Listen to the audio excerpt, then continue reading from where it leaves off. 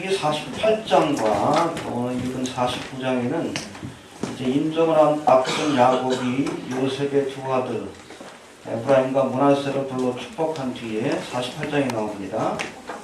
본문에 보니까 또다시 12아들들을 불러놓고 남긴 유언의 말씀들이 기록되고 있습니다.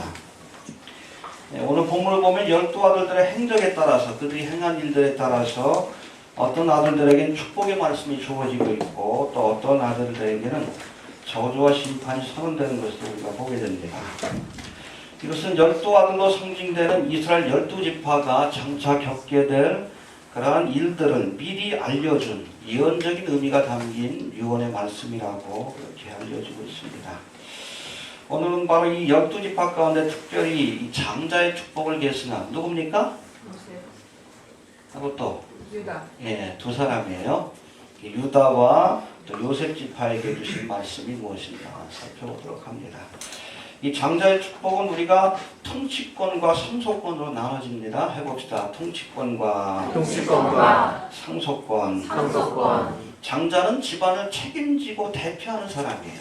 알겠습니까? 이스라엘을 통치하고 다스릴 수 있는 권세, 이것이 바로 통치권입니다. 집안을 또한 책임지고 대표하기 때문에 일반적으로 장자들에게는 형제들이 받는 유업의 몇 배? 2배를 주게끔 돼 있어요. 알겠습니까? 일반적으로는 이 통치권과 또 이렇게 상속권이 2배 갑절로 주는 상속권이 한 사람에게 돌아가게끔 돼 있지만 이 야곱의 아들들에게는 이 통치권과 상속권이 통치권은 누구에게? 유다 지파에게, 상속권은 요셉 지파에게 돌아가는 것을 보게 됩니다. 알겠습니까? 예. 오늘 본문을 보면 야곱의 12아들들 가운데 이스라엘을 대표하는 통치권은 유다 지파에게 돌아갔지만 유업을 2배로 받는 이 상속권은 요셉에게 돌아가는 것을 우리가 보게 됩니다. 요셉이 비록 11번째 아들이긴 했지만 그 형제를 구원하는 장자의 사명을 감당했기 때문에 장자의 축복이 주어진 거예요. 알겠습니까? 늘 얘기하죠. 축복과 사명은 손바닥의 등과 또 안쪽과 같은 거다. 이해가 됩니까? 사명을 감당하면 감당할 수 있는 축복을 주시고 또 축복을 주셨으면 내게 주실 사명이 무엇인가를 생각해 볼 수 있어야 하는 거예요. 알겠습니까? 요셉이 장자의 사명, 실질적인 장자의 사명을 감당했기 때문에 이 요셉 지파에게는 다른 형제들보다 2배로 기업을 받는. 그래서 이 요셉의 아들 누구예요? 에브라임과 므낫세가 야곱의 아들로 입적이 돼가지고 두 지파의 그 축복이 그에게 주어지는 것을 보게 됩니다. 구체적으로 한번 봅시다. 먼저 유다 지파입니다. 루벤은 야곱의 첫째 아들이지만 야곱의 첩인 빌하와 통관함으로 장자의 축복을 빼앗기게 돼요. 4절 한번 봅시다. 49장 4절.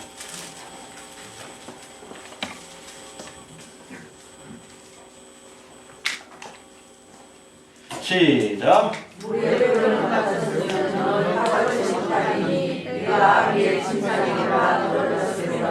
예, 여러분 정상적으로 우리가 본다면 야곱의 첫째 아들인 루벤이 장자의 축복을 받아야 하는 겁니다. 장자권이 주어져야 하는데 그가 아비의 침소, 즉 이 야곱의 첩이었던 빌하와 통관한 그 사건을 통해서 이 장자의 축복에서 제외되는 것을 보게 돼요. 그리고 두 번째와 세 번째 아들인 시므온과 레위는 여동생 디나가 하몰의 아들 세겜에게 강간을 당하자 그 원수를 갚겠다고 세겜 사람들을 속이고 저들을 쳐 죽인 죄로 인해서 이 장자의 축복에서 제외가 됩니다. 5절에 나와 있는데 봅시다. 5절 시작. 시몬과 레위는 형제요 그들의 발을 차별하는 기계로다. 내거나 그들의 모임에 상관하지 말지어다. 내 영광과 그들의 집회에 참여하지 말지어다. 그들이 그 분노대로 사람을 죽이고 그 열의대로 소에 밟고 힘줄을 끊었습니다. 알겠습니까? 루벤과 시므온과 레위 첫째, 둘째, 셋째 아들이 제외되고 나서 결국 이 장자의 축복은 누구에게? 유다 지파에게 돌아가게 되고 그 후손들 가운데 이스라엘을 다스릴 자가 나올 것이다 라는 예언의 말씀이 주어지게 됩니다. 구체적으로 한번 살펴봅시다. 우리 10절 한번 봅니다. 10절 시작. 우리 이들을 떠나지 않으며 지자의 지성이가 그들과 사이에서 떠나지 않으시되 실로가 오시기까지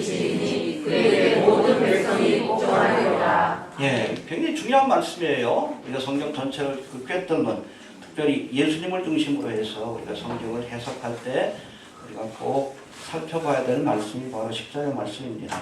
홀은 뭘 상징합니까? 왕이 들고 있는 통치권의 상징이에요. 할렐루야.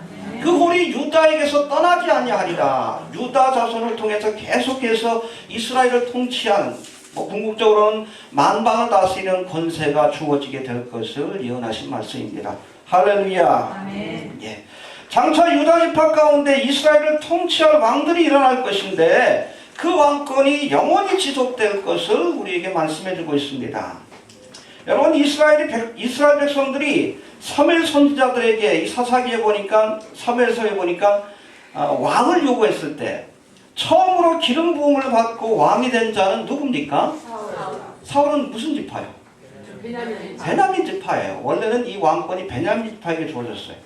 하지만 사울왕이 교만하여 불순종의 길을 갈 때, 그렇죠? 하나님의 명령을 어기고 불순종하고 하나님의 영광을 가로채려고 했을 때 하나님께서 저를 폐하시고 유다 지파 이새의 아들인 누구에게? 다윗에게 왕권을 주십니다. 할렐루야. 이렇듯 다윗으로부터 시작된 유다 지파의 왕권은 솔로몬으로 또 남유다의 왕들로 이어지다가 결국 다윗의 후손으로 오신 예수님에게로 이어지게 되었다는 겁니다. 알겠습니까? 그래서 복음서에 보면 예수님에 대해서 통칭할 때 다윗의 자손이라 표현하. 이게 뭐요? 성경에서 예언된 메시아, 왕이라는 뜻입니다. 이해가 되십니까? 홀이 유다를 떠나지 아니하리라 하신 이 야곱의 예언이 결국엔 누구를 통해서? 다윗의 후손인 예수님을 통해서 성취되었고 성취될 것임을 믿을 수 있게 되길 바랍니다. 알겠습니까? 이 9절과 10절은 구체적으로 이 다윗으로부터 시작된 유다 지파의 왕권이 어떠한 과정을 통해서 결국 예수님께로 이어지게 되는지에 대해서 설명하고 있는데, 우리 9절 한번 봅시다. 시작. 유다는 선지자가 내가 너는 이것을 짚고 올라가거나 그의 어리고 우리는 사랑하고 암살하니 너를 영할 수 있으리라. 예, 여기 보면 유다 지파를 사자로 묘사하죠. 근데 보니까 사자 새끼로 시작을 했다가 숫사자와 같이 강성해졌다가 결국엔 암사자, 킹제임스 버전은 늙은 사자라고 되어 있어요. 쇠퇴의 길을 갈 것이다 라고 말씀하고 있습니다. 이해가 됩니까? 역사적으로 우리가 보면 새끼 사자와 같이 어린 다윗으로부터 시작된 유다 지파의 왕권은 솔로몬 왕과 히스기야 왕과 같은 그러한 왕들을 통해서, 열왕기의 시대를 통해서 강성한 권세를 한때 자랑하기도 했지만 궁극적으로는 늙은 암사자와 같이 쇠퇴의 길을 걷다가 결국 바벨론에 의해서 멸망의 길을 가게 되는 겁니다. 이해가 됩니까? 그것을 예언한 말씀이라고 보시면 됩니다. 이 사무엘과 열왕기 상하가 바로 그 역사를 보여주고 있는데, 사실 이스라엘의 왕국은 실패 역사입니다. 해봅시다. 실패 역사다. 사울왕으로부터 시작된 왕정시대가 실패함으로 결국 바벨론 포로라고 하는 그러한 고난의, 실패의 수치스러운 역사가 저들에게 찾아오게 되었다는 거예요. 그리고 이런 바벨론 포로라는 그러한 고난의 역사 속에서 이스라엘 백성들의 마음속에 생겨난 그러한 믿음이 뭐예요? 메시아 대망 사상이에요. 야, 사람이 세운 왕으로는 부족하다. 하나님이 보내주신 메시아가 오셔야 비로소 이스라엘 땅에 하나님의 나라가 세워지고 저들이 만방 가운데 높아져서 하나님의 사명, 제사장의 사명을 감당할 수 있다. 그런 믿음이 생겼어요. 그것이 바로 메시아 대망 사상입니다. 할렐루야.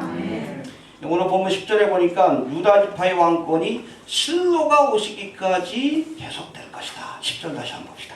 시작. 우리가 떠나지 아니하며 지리자의 지팡이가 그와 사이에서 떠나지 아니하시를 실로가 오시기까지 임시니 그에게 모든 백성이 복종하리라. 그렇죠. 여러분, 유다 지파의 왕권은 결국 바벨론 포로라는 그러한 불행한 역사를 통해서 단절이 되었지만 그 뒤에는 다윗의 후손으로 오신 실로를 통해서 유다 지파의 왕권이 영속될 것이다라고 예언하고 있는 겁니다. 이해가 되시죠? 이 실로가 바로 메시아에 대한 또 다른 표현이라는 것을 기억할 수 있게 되길 바랍니다. 바벨론 포로를 전후로 해서 쓰여진 선지서들은 바로 이 유다 지파 가운데 오실 메시아에 대한 예언들의 말씀이라고 우리가 볼 수 있습니다. 이사야 15장에 보면 그가 찔리면 우리의 허물을 인하며 그가 상하면 우리의 죄악을 인하리라. 이게 뭐에 관한 예언? 초림의 주님에 관한 예언. 이해가 됩니까? 예. 초림의 주님이 오셔서 이루실 대속의 사역에 관한 예언의 말씀이 기록되어 있고, 뿐만 아니라 스가랴 14장이라든지 이사야 65장 같은 말씀에는 장차 예수님이 다시 오셔서, 알겠습니까? 그래서 여러분 구약의 선지서에는 예수님의 초림과 재림에 관한 예언들이 섞여 있어요. 섞여 있습니다. 근데 예수님이 초림하셨을 때는 죄인을 구원하기 위해서 대속의 사역을 이루기 위해서 오신 거예요. 근데 유대인들이 재림의 주님에 대한 생각에 사로잡혀가지고 결국엔 예수님을 거부하게 된 겁니다. 알겠습니까? 예. 스가랴 14장, 이사야 53장 같은 말씀에는 장차 주님이 오셔서 행하실 심판과 또 이 땅에 세우실 하나님의 나라, 구체적으로는 천년왕국에 관한 예언의 말씀이 기록되어 있어요. 주님이 오셔서 통치하면 독사고래 어린이가 손 놓고 장량쳐도 물지 않고, 그렇죠? 평화로운 세상이 펼쳐지게 될 것이다.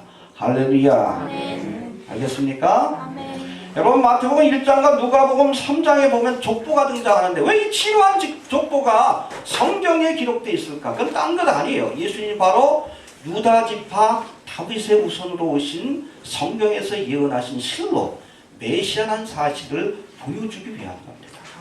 우리 보면 왜 이게 여기 있는지 성경이 있다 시험이 들잖아. 누가 누구를 나요. 의미가 있는 거예요. 바로 예수님이 구약에 믿음의 조상들을 통해서 약속하신 메시아라는 사실을 우리에게 증명하기 위해 거기에 족보가 실려 있음을 기억하시게 되길 바랍니다. 홀이 유다를 떠나지 아니하며 친유자의 지팡이가 그 발 사이에서 떠나지 아니하시기를 실로가 오시기까지 미치리니 그에게 모든 백성이 복종하리라. 주님이 다시 오시면 실현될 예언입니다. 알겠습니까? 예, 만왕의 왕으로 오십니다. 그래서 2000년 전엔 종으로 오셨어. 섬기는 종으로, 대속의 십자가를 지시는 종으로 오셨지만 이 마지막 때 재림의 주님은 세상을 통치하기 위해 오십니다. 할렐루야. 그럴 때 온전한 하나님의 나라가 이 땅에 펼쳐지게 될 것임을 우리가 믿을 수 있게 되길 바랍니다. 예. 또 두 번째 유다에게 주신 예언의 말씀 8절 한번 봅시다. 8절 시작. 유다야 너는 내 형제의 장성이 될지라 내 손이 내 원수의 목을 잡을 것이요 내 아의 아들들이 내 앞에 살아나리라. 예, 여기 보니까 내 유다가 형제의 찬송이 되고 결국 원수를 이길 것이다 라고 말씀하고 있습니다. 여러분 이 유다 지파에게 주신 예언은 궁극적으로 누구에 관한 예언이라고요? 예수님에 관한 예언이라고 보시면 됩니다. 이해가 됩니까? 예. 유다라는 이름 자체가 찬송이라는 뜻을 갖고 있는데 그런 유다가 이제 형제들 가운데 높아져서 찬송을 받으며 원수를 이기게 될 것이다 라고 말씀하고 있습니다. 할렐루야. 여러분 이것은 장차 유다 지파 다윗의 후손으로 오실 예수님이 이스라엘 백성들의 찬송을 받고 예루살렘에 입성하셔서 할렐루야 호산나로 찬양하잖아요. 온 백성들이. 그리고 궁극적으로 십자가를 지심으로 죄와 사망의 권세를 이기실 것을, 원수를 이기실 것을 예언하신 말씀입니다. 할렐루야. 이 자체가 복음이에요. 주님이 오셔서 원수, 우리 마지막 원수가 뭐예요? 죄와 사망의 권세죠. 죄와 사망의 권세를 이길 것을 우리에게 말씀해 주고 계십니다. 이 예언의 말씀처럼 예수님께서는 십자가 위에서 다 이루었다. 구속의 사역을 완성하시고 승리했다. 테텔레스타이라는 고백을 남기고 그렇게 떠나신 줄로 이렇게 믿으시길 바랍니다. 또 우리 11절의 말씀을 한번 봅시다. 11절 시작. 그의 다리를 포도나무에 대며 그 가마나리 새끼를 아름다운 포도나무에 맬 것이며 그 옷을 포도주에 빨며 그 목자를 포도주에 빨리로다. 예, 여기 뒷부분에 보니까 해봅시다. 그 옷을 포도주에 빨며 그 복장을 포도즙에 빨리로다. 이것도 예수님에 관한 예언의 말씀인데 우리 요한계시록 19장 내일 모레 살펴봅니다. 예수님이 지상재림하실 때에 피 뿌린 옷을 입고 진노의 포도즙 틀을 밟았다는 말씀이 나와요. 해봅시다. 피 뿌린 옷을 입고 피 뿌린 옷을 입고 진노의 포도주 틀을 밟았다. 진노의 포도주를 밟았다. 무슨 사건을 예언하신 말씀입니까? 마지막 재림하실 때 재림의 상황이 뭐예요? 천하만국의 군대들이 무기또 언덕에 모여서 예루살렘을 도모하고 하나님을 대적하려고 할 때에 예수님께서 지상재림하셔서 저들을 하나님의 말씀으로 심판하실 그것에 관한 예언의 말씀, 아마겟돈 전쟁에 관한 예언의 말씀입니다. 알겠습니까? 아멘. 네. 여러분, 초림의 주님이 십자가에서 사망의 권세를 이기신 것처럼 재림의 주님은 하나님과 그의 백성들을 진멸하기 위해 무기또 언덕에 모인 원수 적그리스도와 그를 추종하는 세력들을 진멸하시고 이 땅에 하나님의 나라를 세우실 줄로 믿으시길 바랍니다. 아멘. 할렐루야. 아멘. 이해가 되십니까? 예. 이제는 요셉에 대해서 한번 살펴봅니다. 이제 요셉 지파에게 주어진 예언들을 살펴보는데 이 요셉은 야곱의 11번째 아들로 태어났지만 실질적인 장자의 사명을 감당함으로 장자의 축복, 특별히 그 유업을 2배로 받는 갑절의 축복을 받는 장자의 축복이 주어집니다. 할렐루야. 예. 그래서 두 몫의 분깃을 받는데 48장의 말씀하고 연결되어 있어요. 48장 우리 5절 한번 봅시다.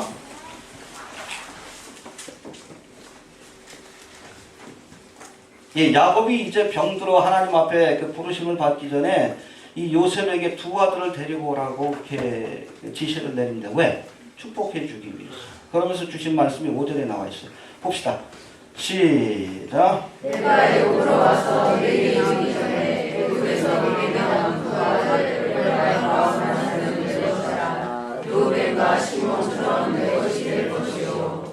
예, 여기 48장에 보면 요셉의 두 아들 에브라임과 므낫세가 야곱으로부터 축복을 받는 장면이 등장하는데 야곱의 12아들들을 축복하기 전에 먼저 요셉의 두 아들 에브라임과 므낫세를 축복함으로 저를 이스라엘의 지파로 받아줍니다. 오늘 보면 그거예요. 시므온과 또 르우벤처럼 이 에브라임과 므낫세가 내 아들이 될 것이다. 입양을 시키는 거예요. 입적을 시키는 거예요. 그래서 그 두 아들이 야곱의 12아들하고 동일하게 12지파의 하나로서 나중에 4지파가 지배가 되죠. 그렇게 동일하게 기업을, 유업을 받게 되는 모습이 오늘 본문에 소개되고 있는 거예요. 이해가 되십니까? 예.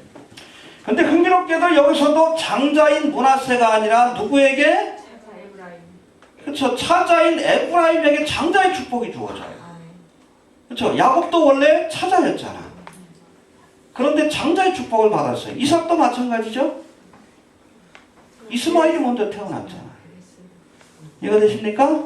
예. 아무튼 여기에도 장자였던, 원래 므낫세가 첫 번째 태어났어요. 이 므낫세에게 장자의 축복이 돌아가야 되는데 장자인 므낫세가 아니라 뒤에 보면 이 에브라임에게 장자의 축복을 빌어주는 장면이 등장합니다. 이제 요셉이 아비 야곱에게 두 아들 므낫세와 에브라임을 데려가 장자인 므낫세를 어디? 오른쪽에 두고 야곱의 오른쪽에 두고 차자인 에브라임을 왼쪽에 뒀어요. 왜? 므낫세에게 장자의 축복, 오른쪽의 축복을 빌어주라고. 근데 희한하게도 야곱은 이렇게 복을 빌어줘요. 그 요셉이 아니라고 아버지 여기 이놈이 장자니까 얘한테 이렇게 오른손 장자의 축복을 빌어줘야 된다. 야 아브라함이 뭐라고 하면 안다. 야곱이 안다. 그러면서 이 에브라임에게 장자의 축복을 빌어줍니다. 할렐루야. 그렇다면 므낫세가 아닌 에브라임에게 장자의 축복이 주어진 이유가 뭘까? 이유가 뭐예요? 왜 므낫세가 아닌 에브라임에게 장자의 축복을 빌어줬습니까? 이유가 뭡니까? 모르겠어요? 그게 정답이에요. 모른다는 게 정답이에요. 구체적인 이유가 안 나옵니다. 일방적인 선택이에요. 해봅시다. 일방적인 선택이다. 자격이 있어서 선택된 것이 아니라, 잘 들으세요. 하나님의 선택이 자격이 되는 거예요.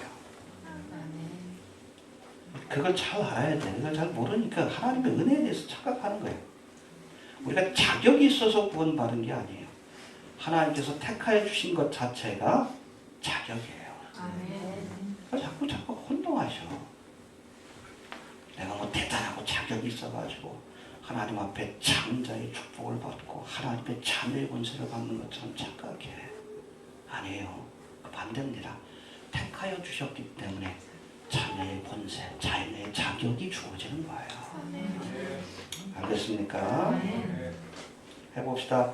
자격이 있어서 선택한 것이 아니라 자격이 있어서 선택한 것이 아니라 선택이 곧 선택이고 자격입니다. 자격입니다. 알겠습니까? 예. 내가 너를 지명하여 불렀나니 너는 내 것이다 라고 말씀합니다.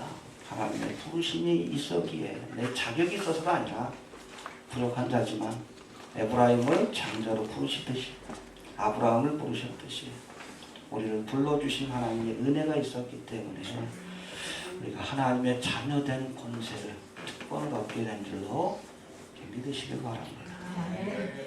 은혜가 되죠? 특별한 자격이 있어서 했다 그러면 그런가 보다 하겠지만 자격이 없는 자에게 그런 축복을 주셨다는 사실을 우리가 알기 때문에 그게 은혜가 되는 거예요. 알겠습니까? 이 야곱을 통해 장자의 축복을 얻은 요셉의 둘째 아들 에브라임의 이름의 뜻이 뭔지 아십니까 혹시? 두 배의 결실, 갑절의 축복이라는 뜻을 갖고 있어요. 해봅시다. 갑절의 축복. 갑절의 축복. 므낫세의 뜻은 잊어버린다는 뜻이. 므낫세를 낳고 나서 므낫세로 인해 내가 고생했던 그 지난 날을 잊게 되었다. 그리고 에브라임을 낳고 나서 하나님께서 내게 놀라운 축복을 주셨다. 갑절의 축복. 그래서 그 아들의 이름을 므낫세 에브라임이라 했는데 그걸 하나님께서 순서로 바꾸신 거예요. 알겠습니까? 이 두 아들의 이름처럼 이스라엘을 구원하는 사명을 감당했던 이 요셉은 이스라엘의 장자로서 그 형제들보다 에브라임의 축복, 갑절의 축복을 받습니다. 그로 인해 결국 그가 겪었던 고난을 므낫세 잊어버리게 되었다는 거예요. 해봅시다. 갑절의 축복을 받음으로 갑절의 축복을 받음으로 고난을 잊게 하셨다. 고난을 잊게 하셨다. 할렐루야. 아멘. 예.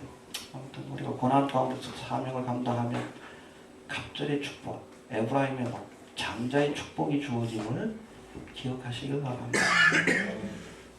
네. 됩니까? 네, 두 번째, 이 요셉에게 주신 복 25절도 한번 봅시다. 25절. 시작. 내 아비의 하나님께로 말미암나니 그가 너를 도울 것이요 죽는 너로 말미암나니 너희를 볼 주시고자 비록 하늘의 복과 아래로 거천의 복과 숨어있는 복과 때의 복이라. 네, 좋은 건 다 줬죠. 하늘의 복, 하늘에서 이슬을 내리시고 비를 내리시고 때마다 필요한 것들을 주시는 하늘의 복과 원천의 복, 샘이 솟는 복, 그리고 젖 먹이는 복과 태의 복. 이건 농사와 목축에 관계된 축복입니다. 물질적인 축복을 주어 풍요함을 누리게 하리라. 할렐루야. 알겠습니까? 예.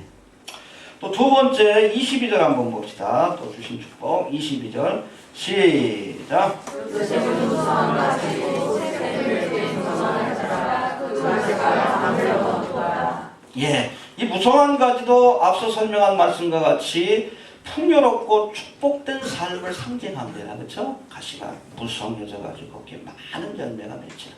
할렐루야. 근데 여기서는 흥미롭게도 이 무성한 가지가 밤을 넘을라. 담을 넘었다. 담을 넘게 해야 합니다. 해봅시다. 무성한 가지가 담을 넘었다. 밤을 넘었다. 무성한 가지가 담을 넘었다라고 말씀하시는 것은 하나님이 주신 은총으로 자신만 풍요로운 삶을 사는 것이 아니라 축복의 가지가 담을 넘어서 결국 이것을 통해 많은 사람을 복되게 했다는 뜻을 갖고 있어요. 요셉의 일생이 그랬죠. 하나님 주신 축복으로 자신만 풍요로운 삶을 사는 것이 아니라 그의 형제 자매들 그리고 이스라엘 백성들을 그렇게 애굽 땅으로 불러들여서 그들을 풍요롭게 했던 것을 우리가 알게 됩니다. 할렐루야. 여러분 요셉처럼 우리도 하나님 주신 축복을 가지고 이웃을 복되게 하는 사람이 되어야 합니다. 사실은 교회가 그가 속한 공동체의 축복을 가져오는 존재가 돼야 돼요. 대한민국 사회에서 교회가 대한민국을 복되게 하는 그런 존재가 되어야 합니다. 그래서 그 사명을 감당하지 않으니까 욕을 먹는 거예요. 하나님께서 풍성한 은혜를 주시면 가지를 뻗어가지고 담을 넘게 해서 이웃들을 구제하고 대한민국을 잘 살게 하고 선교를 하고 그런 일도 해야 되는데 안 그래. 가지치기를 해버려. 지만 먹겠다. 욕을 먹는 거지. 담을 넘게 해야 합니다. 알겠습니까? 네, 해봅시다. 그 가지가 담을 넘는다. 그렇죠? 나만 먹겠다고 다 가지치기를. 이건 다 내 거야. 그러면 안 돼. 풍성한 은혜 주실 때 저희 집에도 무화과 나무가 있는데 가지가 쭉 뻗어. 담을 넘게 해야 돼. 지나가면서 좀 먹고 싶은 사람 먹으라는 얘기예요. 어려운 이웃들과 형제들. 우리 주는 교회도 그래야 합니다. 넘치게 해야 돼.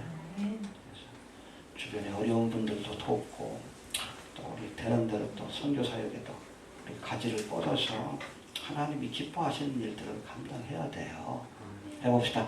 가지가 담을 넘었다. 그래야 합니다. 요셉과 같이 삽시다. 이해가 되십니까? 또 네 번째, 원수를 이겼다라고 말씀합니다. 23절, 24절 시작.